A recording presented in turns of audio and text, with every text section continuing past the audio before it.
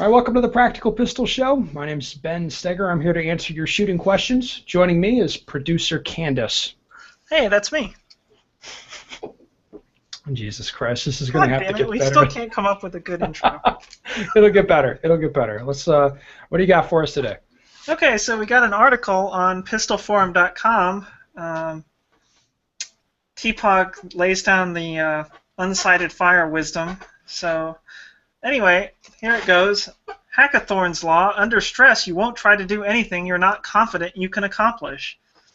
Lately, I've seen quite a few discussion about sighted versus unsighted fire, both at pistolforum.com and on Ballistic Radio's Facebook page.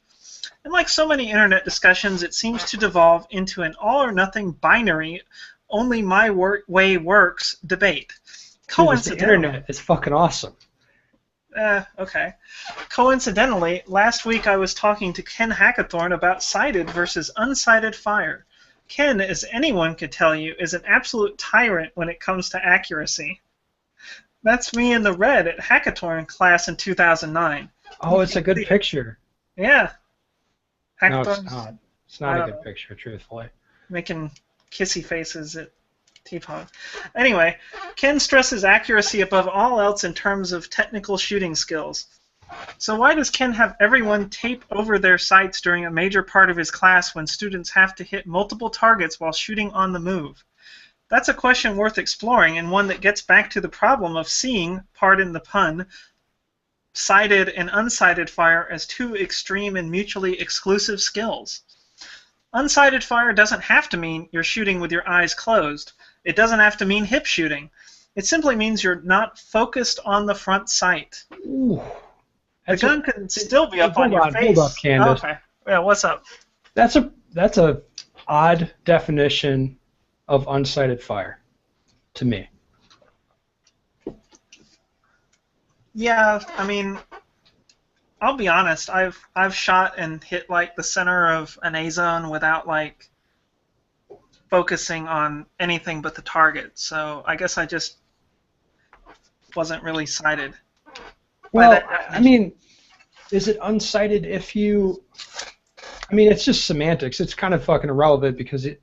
I mean, for the purposes of the article, he's defining it the way he wants it. I mean, it's arbitrary, but it's sort of... If I'm focused on the target, but I see all the sights, like I see the three bumpy things, like, I don't think of that as unsighted. Right. For me personally. Yeah, and he's saying, like, if you won't do it under stress, right? I don't know, I guess. Well, I mean, it's just, I mean, that's how you're going to define unsighted. It seems like I still consider it sighted fire if I'm using the sights as an aiming reference, right?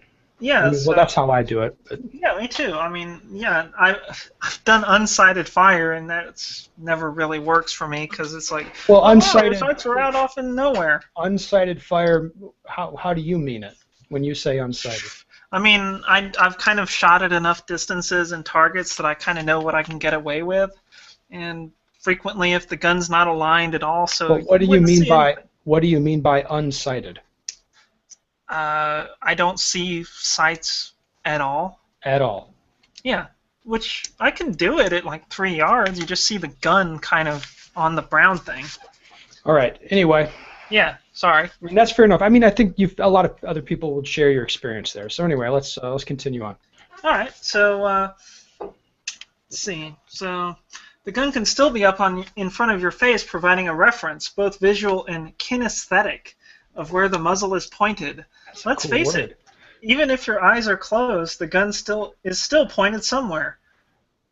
As people learned quickly during Ken's drill, you can still get pretty good torso shots while moving, even if you aren't using the little bumpy things atop your pistol. Holy shit, while moving's in italics and everything. Yeah, how close are they, though? I don't know. I'm betting close. So that brings us to the 800-pound gorilla in the room. Most people won't focus on their sights under stress.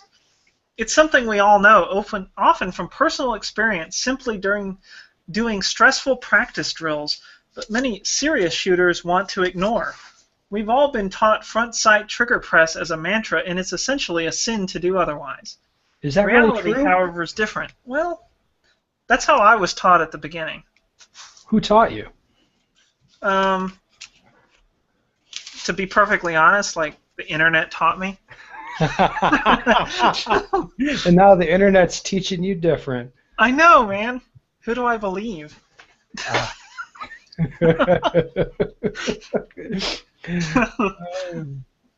So the Unsighted Fire advocates ask, why bother practicing with your sights in the first place? There are two main reasons. They're both pretty obvious once you think about it for a while. And first, there's his favorite word, the kinesthetic benefit. That's just a cool word, man. It is a cool word, man. The more you practice putting the gun in the right spot in front of your face, the more natural it becomes. Your brain and nervous system literally start building connections that turn that practice into habit until it becomes pre-conscious. Well, that's hot linked. I'm going to click on pre-conscious. Wiki that shit for me. Okay. That's pretty cool. Please continue. All right. Even with your eyes locked onto the target, the gun appears right there in line with your eyeballs because that's what you've practiced time and time again. You may still be focusing on the target, but you've gone through the motions so many times that you're still putting the gun where it needs to be, and ideally you're still aware of the gun's position to some extent or another. And secondly, the only way you'll ever reach the point where you can see the sights under stress is if you practice it. There was a long time when I thought I was using my sights in force-on-force scenarios and when I actually saw my sights consistently. Okay. So apparently force-on-force taught Todd Green how to look at his sights. Well, I mean, pretty that cool. makes sense. Yeah. All right. So what do we have here? We've got dude saying most, under stress, you're going to shoot for the most part unsighted. We've got a definition of what unsighted fire is, and then a reason why you should practice using your sights anyway, because it builds up. Well, I mean, USPSA shooters would call that an index, right?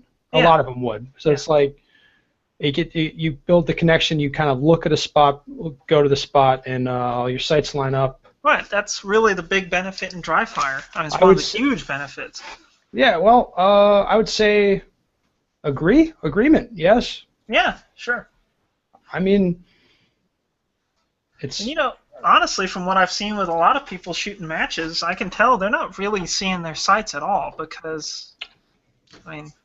Well, the same thing's true, like, for USPSA shooters, if we're going to say that not a hard front sight focus. So if you're not shooting with a hard front sight focus, we'll call that unsighted fire, right? Okay. Would 80% of the shots at a match would then be unsighted, probably, right? Well, it depends. Probably more for you, less for me, because I'm not as awesome. But yeah, certainly a lot, especially with hoser crap. I mean, you don't really need to see them quite so much. It's just the long stuff or the hard stuff. Yeah, where you kind of would flip to a hard front sight focus. Right. So I mean, yeah, this makes a lot of sense. Kind of coming at it from like the defensive angle. Yeah, I mean they're like wearing. There's a dude wearing a jacket and a vest in the article, so it must be defensive, right? What they're teaching. Dude, that IDPA shit is real life. Right? Yeah, I know. All right. Well, that's good times on the article. Let's All right. Let's get to a question. Okay, so there's a question. Okay, I usually shoot the first stage of a match more conservatively than the later stages because we start cold. I know that later in the day I could shoot the same stage a couple seconds faster, but I don't want to screw myself by making a mistake and getting behind right off the bat. Is this the proper match strategy? If I started off going flat out and it worked, I could definitely save a second or two, but the disaster factor would be higher. Also, my natural tendency is to speed up during the day, and I have to monitor myself to make sure I don't go crazy towards the end of a match.